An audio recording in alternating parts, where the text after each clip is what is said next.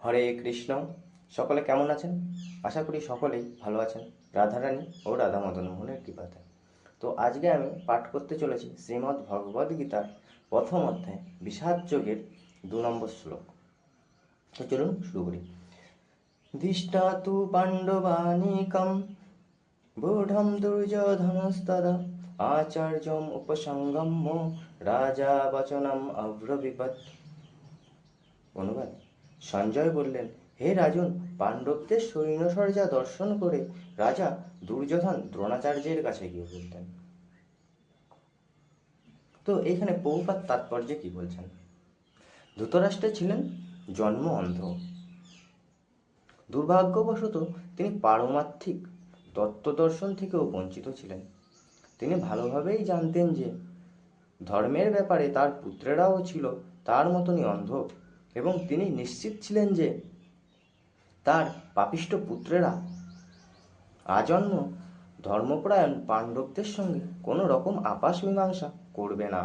তাই তিনি সেই ধর্মক্ষেত্রের প্রভাব সম্বন্ধে সংশয়গ্রস্ত ছিলেন। যুদ্ধক্ষেত্রের পরিস্থিতি সম্বন্ধে ধৃতরাষ্ট্রের এই প্রশ্ন করার অভিপ্রায়টি সঞ্জয় বুঝতে পেরেছিলেন। তাই তিনি নৈরাশ্যগ্রস্ত রাজাকে আশ্বস্ত করার জন্য বলেছিলেন যে পবিত্র ধর্মক্ষেত্রের প্রভাবের ফলে তার পুত্রেরা পাণ্ডবদের সঙ্গে কোনো রকম আপস মীমাংসা করবে না। সঞ্জয় তার রাজাকে অবহিত করলেন যে তার পুত্র দুর্যোধন পাণ্ডবদের সৈন্যসজ্জা দর্শন করে তৎক্ষণাৎ সেনাপতি দ্রোণাচার্যের কাছে উপস্থিত হল।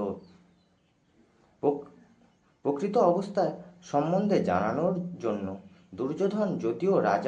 দুর্যোধনকে যদিও রাজা বলা হয়েছে, তবুও সেই সংকটময় অবস্থায় তাকে তার সেনাপতির কাছে যেতে হয়েছিল।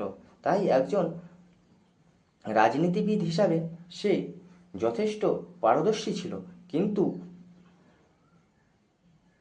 পাণ্ডবদের সৈন্যসজ্জা দেখে দুর্যোধনের মনে যে ভয়ের সঞ্চার হয়েছিল তা সে তার কূটনীতির ছদ্ম আবরণে ঢেকে রাখতে পারেনি।